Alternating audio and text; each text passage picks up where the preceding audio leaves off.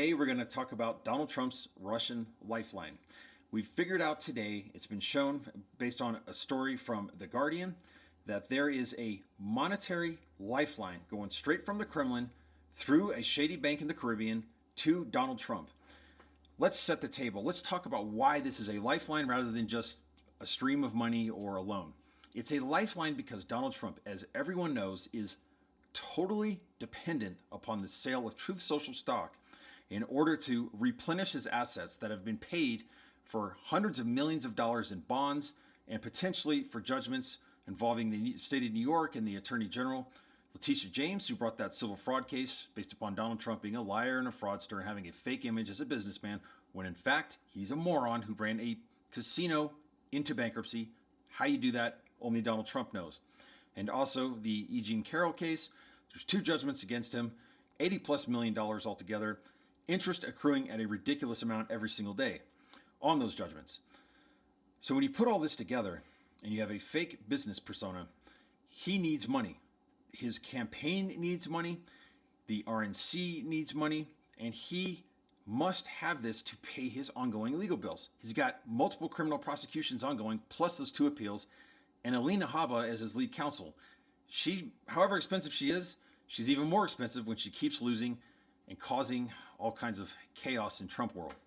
Now, if Trump doesn't win the election in the fall, it's not about him being a loser. We already know he's a loser. He will go to prison potentially for the rest of his life.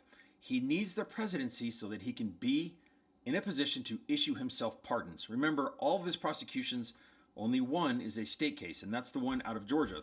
Because of that, if he's able to become president, he can basically get a jail free card or get out of jail free card.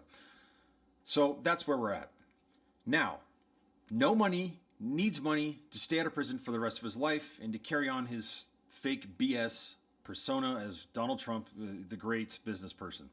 That's what's going to keep the brain dead, rabies infected Trumpanzees, the maggots, continuing to vote for him because they think he's so successful when he's obviously not.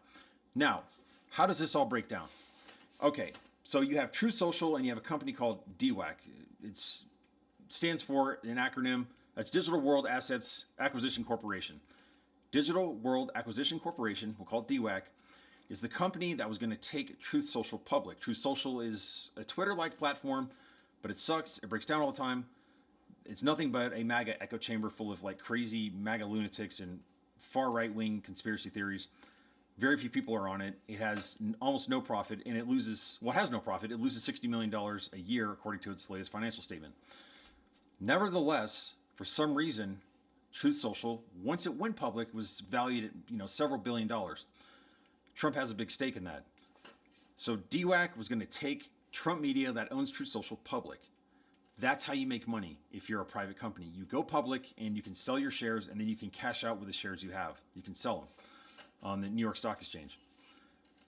What happened, however, is that as this merger was being worked out and they needed approval from the Securities and Exchange Commission, it's a federal agency that does enforcement on the purchase and sale and regulation of securities. Securities are any investment, meaning anything that is promised to, if you put money in here, after some point in time, it's going to have a supposed increase in money later on.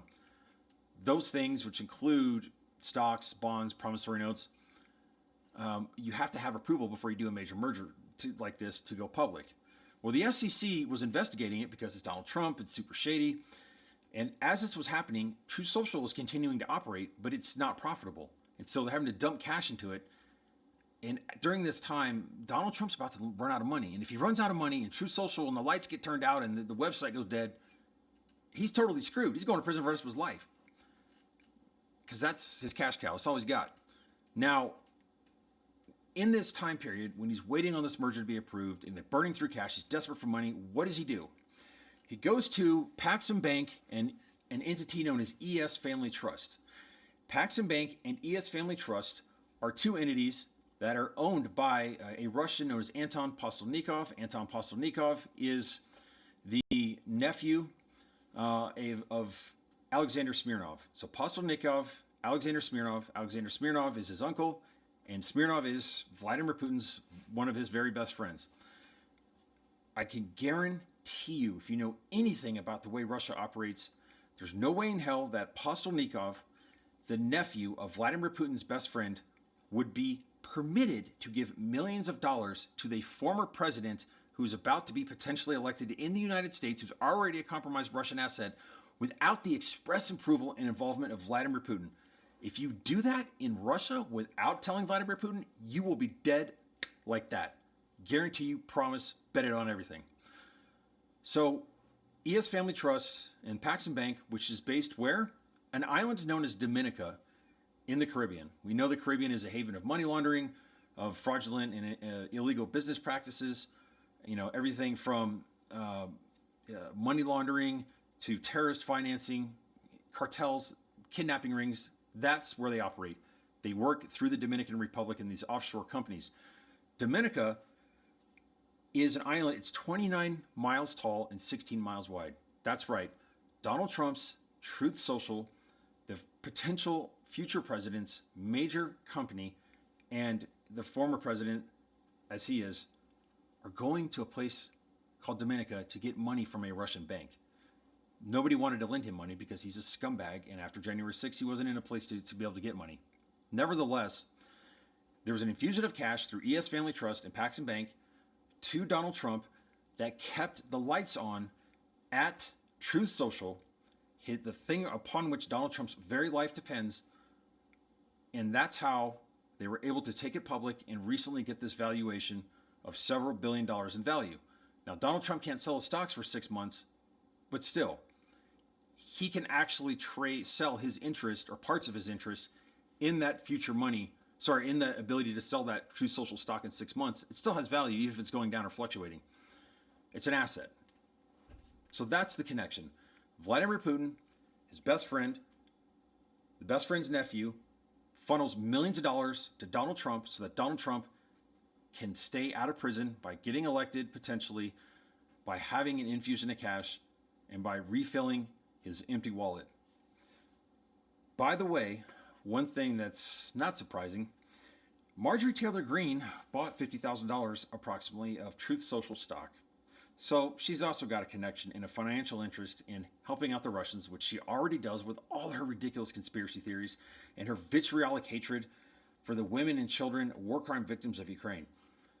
We'll update the story as more comes along, but this is very clearly something that where Donald Trump's very life, future, image, everything for the narcissist that matters to him is dependent entirely upon a loan of millions of dollars from Vladimir Putin through a shady offshore bank owned by Russia.